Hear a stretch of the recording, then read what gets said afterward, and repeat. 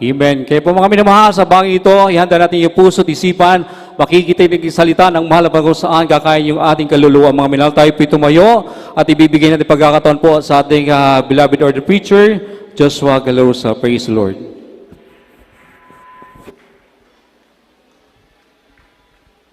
Praise the Lord. God bless you, beloved co-preacher, Brother Robert Rondena. At tayo po ay manalangin mga minamahal. Hallelujah. Mapagpala namin ang mga Diyos na makapangyarihan sa lahat ng mga banal sa pangalan ni Jesus. Hallelujah. Patuloy ka namin sinasamba sa Espiritu at katotohanan, malapay noon.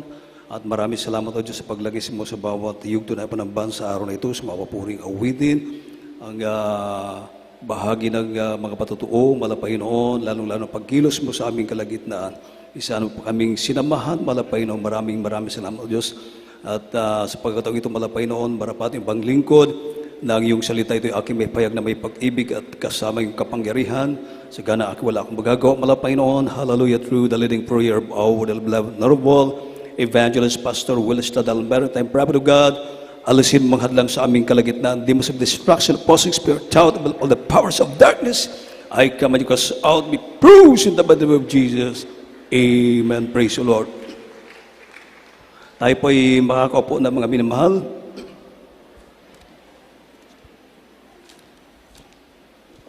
First and foremost, the highest praise, glory, and honor, thanksgiving, and worship to our loving God, our great God. And there is Jesus, the King of kings, the Lord of lords, the Alpha and Omega, and the Creator of the universe. Ating pagpalapakan ng ating pinakamalapang Jesus.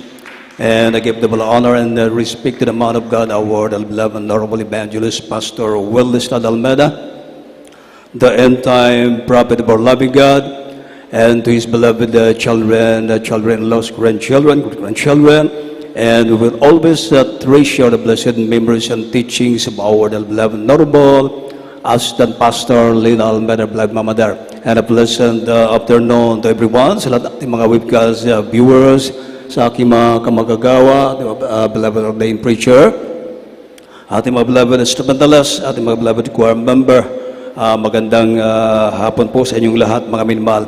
Amen. Palapakan natin ating pinakamalapang Jesus. Everybody say, praise the Lord. Atin na pong buksan ang ating banal na kasulatan, minamahal, from the book of 2 Corinthians, chapter 12, verse 12. This second epistle of Paul to the Corinthians, chapter 12, verse 12. Truly the signs of an apostle were wrought among you in all patience, in signs and wonders and mighty deeds. Amen. Dito po sa aklat ng mga taga-Korinto, ikalawang taga-Korinto, 12 ang talata po ay 12. Tunay na mga tanda ng apostol ay pawang nangyari sa inyo sa buong pagtitiis, sa pamamagitan ng mga tanda at mga kababalaghan at na magawang makapangyarihan. Amen. Praise the Lord.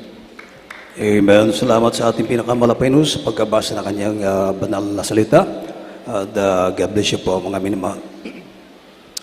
Ating pong pamagatan, mga minamahal, ating pag-aralan sa araw nito, itong tinatawag na the mark of a true preacher of God.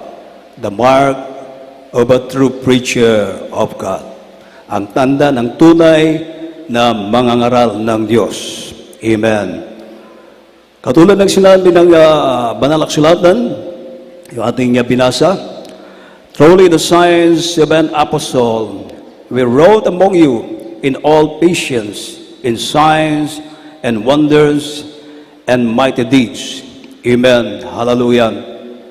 Sa panahon ng mga apostoles ng ating pinakamalapay noon, mga alagad ng ating pinakamalapay noon, sa kanilang pangaral, mga minamahal, nandiyan ang mga tanda, signs, wonders, and miracles. Amen. Lumalakip sa kanilang pangaral, mga minamahal, at kaya ang kanilang pangaral ay meron pong resulta, mga minamahal. Ating pong palapakan ng ating pinakamalapay na Jesus. Ito ay ating itinapik ngayon, mga minamahal, dahil ang ating panahon ngayon, may naman ay hindi basta-basta. Amen. May mga deceivers o tinatawag sa banal na kasulatan ng mga magdaraya, magsisilitaw ng mga bulaang propeta, false prophets, false teachers, mga minamahal. So atin pong buksan ang ating banal na kasulatan sa 2 John chapter 1 verse 7. 2 John chapter 1 verse 7. The second epistle of John, chapter 1, verse 7. For many deceivers are entered into the world, who confess not that Jesus Christ is come in the flesh. This is a deceiver and an antichrist. Amen. Dito sa aklat na ikalawang sulat ni Juan, 1, ang talatay 7, sapagkat maraming mandaraya na mangagsisilitaw sa sanglibutan, sa makatuwid ay ang mga hindi nagpapahayag na sa Kristo ay napaparitong nasa laman. Ito ang mandaraya at ang Antikristo. Amen. Praise the Lord. Amen. So may mga antikristo, mga minamahal. May mga deceivers. At ang sabi pa ng banal na kasulatan, even the very elect will be deceived. Amen. Kahit ang kanyang pinili na, kanyang hinirang, ay madidisip pa rin, mga minamahal. Amen. Dahil may mga tao na inappoint ang kanilang sarili bilang mga tinatawag na Son of God. Amen. Hallelujah. Pero sa ating kapanahonan ngayon, mga minamahal, talagang ipinapakita na ng ating pinakamalapay noon kung sino yung mga tunay na mangangaral ng ating pinakamalapay noon. Sino ang tunay na iglesia ng ating pinakamalapay noon? Saan yung tunay na mga mangangaral ng ating pinakamamahal na Panginoong Jesus? Amen? Hindi sa magitan ng, sabi pa ni Apostle Pablo, my speech and my preaching was not with enticing words of man's wisdom, but in demonstration of spirit and power, that your faith should not stand in the wisdom of man, but in the power of God. Amen. Hallelujah. Hindi sa paggagalingan o magaling na pananalita, sabi ni Apostle Pablo, mga minamahal. So pag hindi mo alam ang salita ng Diyos, maaring maligaw ka, mailigaw ka, maaring madisip ka. Amen. Amen? May mga deceivers at ano pang sinasabi dito kanina, yung binasa natin kanina, mga inmahal, for many deceivers are entered into the world who confess not that Jesus Christ is come in the flesh. This is a deceiver, an antichrist. Oh, amen? Yung mga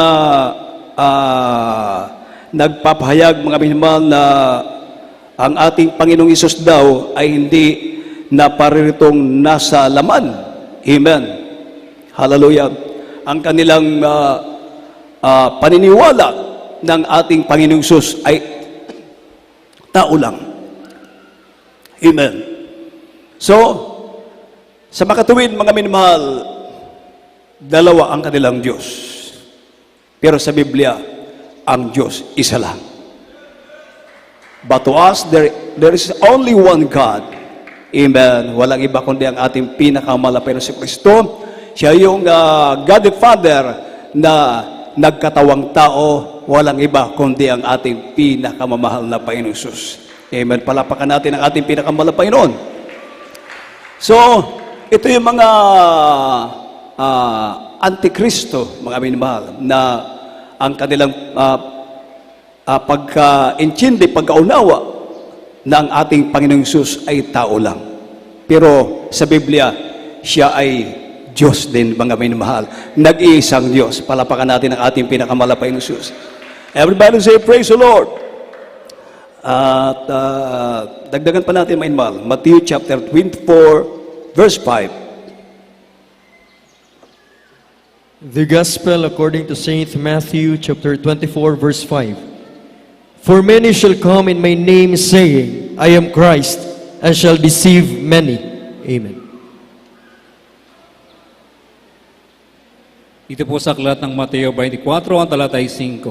Sapagkat marami ang magsisiparito sa aking pangalan, na magsasabi ako ang Kristo at ililigaw ang marami. Amen. Praise the Lord. Amen. Hallelujah. May mga,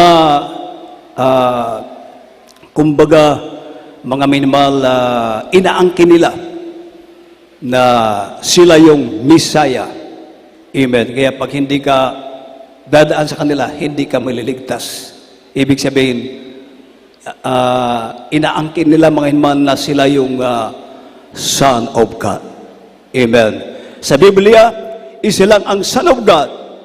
Walang iba kundi ang ating pinakamahal na Panginoong Jesus. Amen. Hindi ko lang nailista mga minmahal.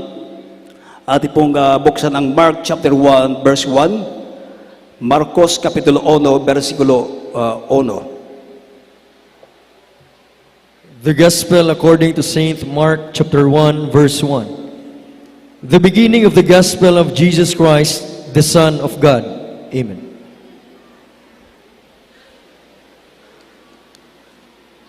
Dito po sa aklat ng Marcos, talatay 1, ang kapitulo 1 at talatay 1. Ang pasimula ng Ebanghelyo ni Jesucristo, ang anak ng Diyos. Amen. Praise the Lord. Amen. So, yung address na Son of God, hallelujah, ito ay naoko lamang sa ating pinakamalapay ng Jesus. Buksan pa natin ng John chapter 3 verse 18. John chapter 3 verse 18. Hindi ko na-ilista mga inbal. John chapter 3 verse 18. The Gospel according to Saint John chapter 3 verse 18. He that believeth in him is not condemned, but he that believeth not is condemned already, because he hath not believed in the name of the only begotten Son of God. Amen. Ito po sa aklat ng Juan 3, ang talatay 18. Ang sumasampalataya sa Kanya ay hindi hinahatulan. Ang hindi sumasampalataya ay hinatulan na, sapagkat hindi siya sumasampalataya sa pangalan ng bugtong na anak ng Diyos. Amen. Praise